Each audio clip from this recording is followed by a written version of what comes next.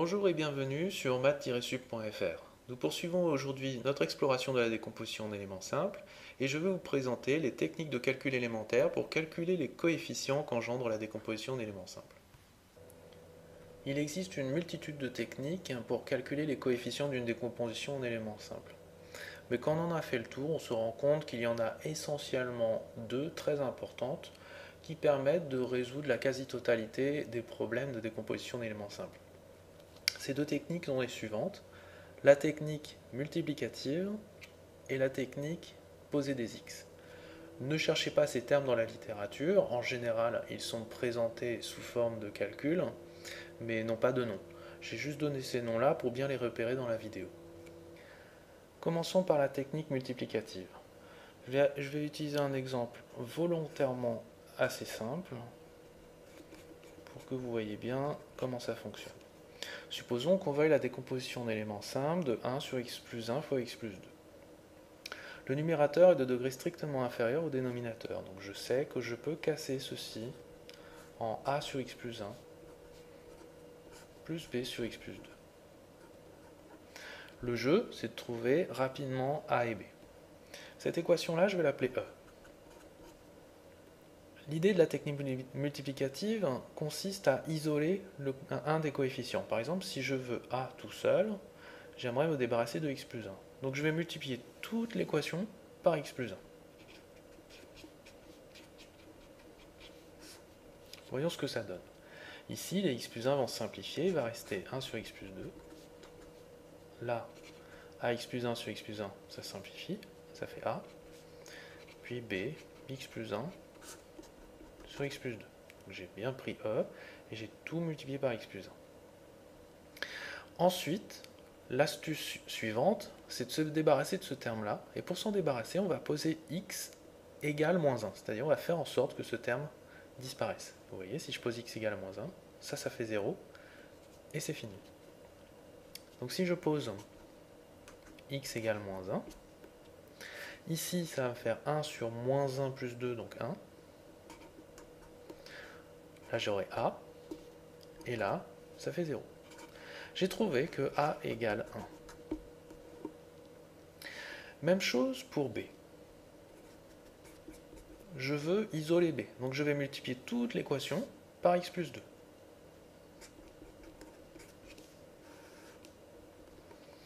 À ce niveau-là, x plus 2 sur x plus 2 se simplifie, il va rester 1 sur x plus 1, égale a x plus 2 sur x plus 1, et x plus 2 sur x plus 2 se simplifie, reste b. Je veux me débarrasser du terme qui donne du a, donc il suffit de poser x égale moins 2, de sorte que ça va faire 0. Donc si x égale moins 2, j'obtiens ceci, 1 sur moins 2 plus 1, donc moins 1, égale 0 plus b. Et j'ai trouvé que b égale moins 1. J'ai trouvé a, j'ai trouvé b, j'ai plus qu'à les reporter ici. Ça me fait 1 sur x plus 1 fois x plus 2, égale, donc a égale 1, donc 1 sur x plus 1, b égale moins 1, donc moins 1 sur x plus 2. Et je viens d'effectuer la décomposition en éléments simples sans souffrir. La technique multiplicative est très efficace. Malheureusement, elle a quelques limites. On complète alors cette technique par la seconde technique que j'ai appelée tout à l'heure, poser des x. On va voir comment ça fonctionne sur un exemple. Alors regardons cette fraction rationnelle, x sur x moins 1 au carré fois x moins 2. Le numérateur est plus petit et de degré plus petit strictement que le degré du dénominateur, donc je peux la casser sous cette forme. C'est a sur x moins 1 plus b sur x moins 1 au carré plus c sur x moins 2. Comme tout à l'heure, on va poser cette équation e. Essayons, par la technique multiplicative, d'isoler a. Donc on va prendre l'équation et on va la multiplier par x moins 1. Ça nous donne ceci. Le terme de gauche va faire x sur x moins 1, x moins 2, plus a, égale a, pardon, plus b, x moins 1 sur x moins 1 au carré, donc b sur x moins 1, plus c x moins 1 sur x moins 2. Puis après, on se dit, on va faire comme tout à l'heure, on va poser x est égal à 1 pour trouver a. Malheureusement, regardez ce qui se passe lorsque je pose x égale 1. Eh bien, je vais avoir des divisions par 0, ici et là. Donc, c'est pas possible. La technique multiplicative ne fonctionne pas. On la jette. Alors, essayons de voir quand même si elle va marcher pour b et c. Alors, si je veux isoler b, je vais multiplier toute l'équation par x moins 1 au carré.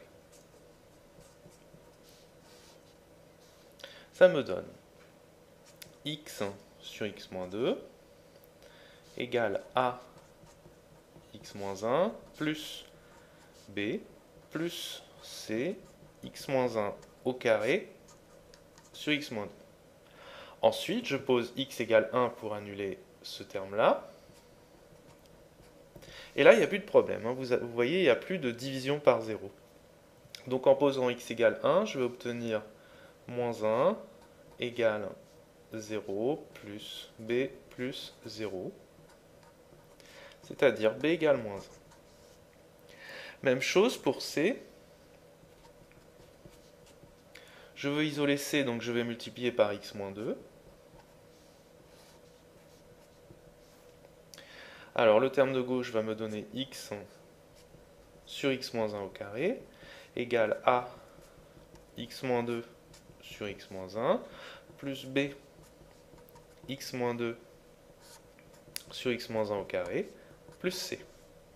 Maintenant je veux éliminer x moins 2, donc je vais poser x égale 2. Ici pas de problème, ça ne donne pas de division par 0. Donc lorsque je mets 2 ici, je vais avoir 2 sur 1, donc 2. Ici 0. Ici 0. Et là c. Et j'ai trouvé que c égale 2. Petite remarque avant de continuer. Regardez, la technique multiplicative a été efficace pour les blocs qui ont les plus hautes puissances. Là, j'ai la plus haute puissance du bloc qui vient de x-1. Pareil, pour C, j'ai réussi à trouver C, c'est la plus haute puissance de x-2. Puisqu'en fait, il y a une puissance 1 ici, donc la plus haute puissance, c'est forcément celle-ci. Et c'est en fait une règle assez générale. Alors, j'ai réécrit ici notre fraction rationnelle, et j'ai remplacé les b et c que nous avons trouvés précédemment. Il nous reste maintenant à trouver a. Et on a vu que la technique multiplicative n'était pas efficace. Pour trouver a, en fait, on va utiliser la seconde technique qui consiste à poser un x. Donc on va fixer une valeur de x. Il faut faire attention de ne pas tomber sur des divisions par 0, donc on va éviter absolument x égale à 2 et x est égal à 1. Donc on peut prendre par exemple ici x est égal à 0. Si vous mettez x est égal à 0, regardez, le terme de gauche va faire 0. Ici, ça va faire a sur moins 1, donc moins a. Ici, ça va faire moins 1. Et ici, ça va faire moins 1. Au final, a est égal à moins 2. Et votre fraction rationnelle s'écrit comme ceci. X sur x moins 1 au carré x moins 2, c'est en fait égal à moins 2 sur x moins 1 sur x moins 1 au carré, plus 2 sur x moins 2. Vous voyez la technique de poser des x, ça revient à poser des valeurs de x pour trouver les coefficients manquants, ici en particulier a. Considérons un nouvel exemple où nous allons appliquer les deux techniques. Alors, si on prend la fraction rationnelle 1 sur x carré fois x moins 1 au carré. Vous voyez, le numérateur est de degré strictement inférieur au dénominateur, donc je peux faire la décomposition d'éléments simples, qui va me donner a sur x, plus b sur x carré, plus c sur x moins 1, plus d sur x moins 1 au carré. Souvenez-vous, dans la séquence précédente, je vous ai dit que la technique multiplicative était efficace pour les termes de plus haut degré, c'est-à-dire ces termes-là et ces termes-là. Alors vous pouvez essayer de l'appliquer pour déterminer a et c, vous verrez qu'il y aura un petit problème de division par 0 à chaque fois. Alors, comme d'habitude, on pose l'équation e. Et cherchons à calculer b. Donc nous allons isoler b, on va donc tout multiplier par x au carré. Ça nous donne 1 sur x moins 1 au carré égale ax plus b plus cx carré sur x moins 1 plus dx carré sur x moins 1 au carré. Ensuite, on veut faire disparaître x au carré, donc on va poser x est égal à 0.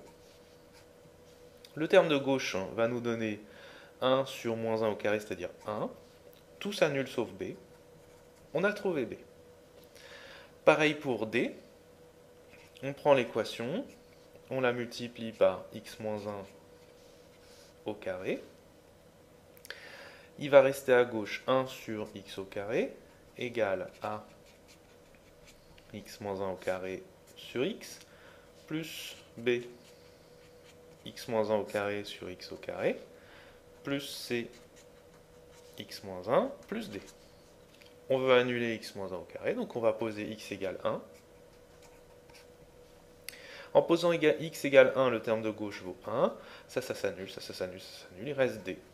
J'ai trouvé b et d.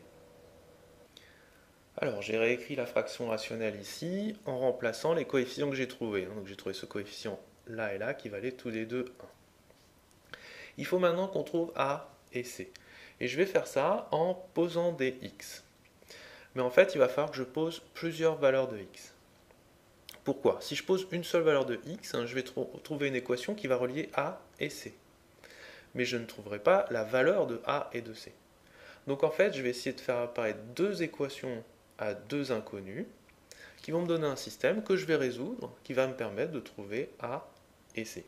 Alors allons-y. En posant ces x, il faudra faire attention de ne pas avoir division par 0. Donc on va éviter absolument de poser x égale 1 et x est égal à 0. Alors une valeur bien agréable, c'est par exemple x est égal à 2, puisque 2 moins 1, ça va faire 1 tout simplement. Donc posons x est égal à 2. Qu'est-ce qui se passe à gauche? On va avoir 1 sur 2 au carré fois 1 au carré, donc 1 quart. Ensuite, on va avoir a sur 2. Ici, ça va donner 1 quart.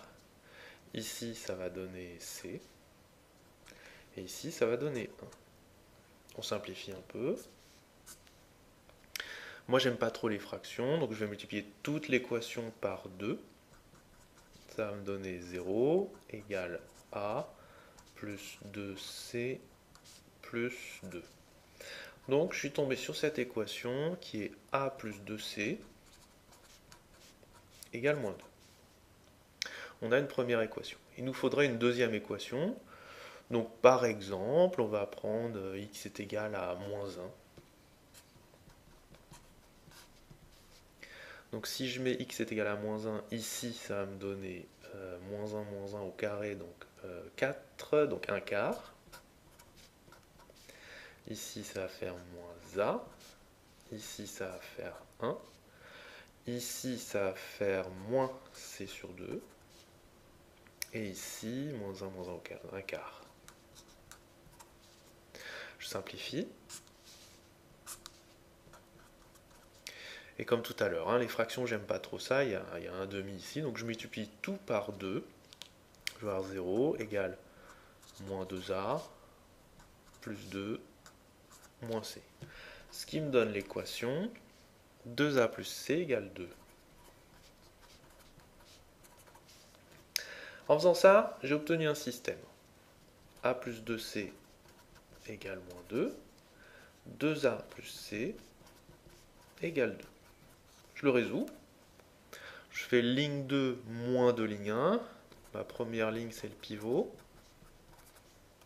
Donc là, ça va faire 0. Ligne 2 moins de ligne 1, je vais avoir moins 3c. Ligne 2 moins de ligne 1, je vais avoir 6. Donc c, ça va être égal à moins 6 tiers, donc moins 2. Si c vaut moins 2, là je vais avoir moins 4 qui va devenir 4, donc a égale 2. Au final, ma fraction, 1 sur x carré, x moins 1 au carré, elle vaut 2 sur x, j'ai remplacé a, plus 1 sur x au carré, Ensuite, c vaut moins 2, donc moins 2 sur x moins 1, plus 1 sur x moins 1 au carré. Donc voilà comment, en posant des x, on peut trouver les coefficients manquants. Une petite remarque au passage, des fois, il arrive, en posant des x un petit peu au hasard, qu'on tombe sur 2 fois la même équation. Et là, c'est gênant puisque on ne pourrait pas résoudre le système. Si une telle situation arrive, eh ben, essayez avec d'autres x. Ne restez pas bloqué, changez les x et puis les choses iront bien. Avant de conclure, j'aimerais vous montrer un dernier exemple où cette fois-ci, on veut une décomposition d'éléments simples dans R avec des racines complexes au dénominateur. Vous voyez ici une racine complexe qui est i et moins i. Alors, dans R, nous savons que cette fraction rationnelle se casse sous cette forme-là. ax plus b sur x carré plus 1 plus c sur x moins 1. Et comme c'est une décomposition en éléments simples dans R, tout doit être réel. Donc les constantes a, b et c sont des réels. Ça va avoir une influence dans la suite. Comme d'habitude, cette équation, je l'appelle E. Alors on va commencer par la chose la plus simple, cherchons c.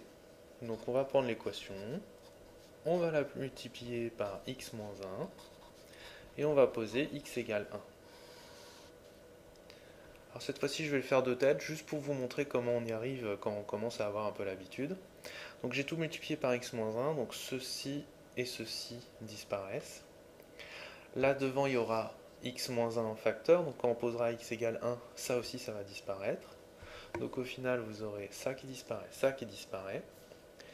Et le c va être égal à la quantité qui est là, en posant x égale 1, ce qui va donner 1 demi. Donc c égale 1 demi. Si vous n'avez pas réussi à suivre les étapes, faites les étapes sur votre papier et vous verrez, vous tomberez bien sur ceci. Maintenant, on va chercher A et B. Et pour faire ça, on va tout multiplier par x carré plus 1 pour isoler ce terme-là. Donc on prend l'équation, on la multiplie par x carré plus 1, ce qui va donner, donc là je fais les détails, x1 sur x moins 1 égale ax plus b plus c, x carré plus 1 sur x moins 1. Arrivé ici, on sait que lorsque x est égal à i, ça va faire 0. Comme ça nous permettra de voir ce qui se passe ici. Donc on va poser x égale i. Il va rester i sur i moins 1 égale à i plus b. Maintenant, rappelez-vous, a et b sont des réels. Je l'ai dit ici. Donc b, c'est la partie réelle de ce nombre complexe. Tandis que a, c'est la partie imaginaire de ce nombre complexe. Si a et b étaient des nombres complexes, on n'aurait pas pu dire cette chose-là. Donc, trouver a et b, ça revient en fait à trouver la partie réelle et la partie imaginaire de ce nombre complexe. Et ça, on sait faire.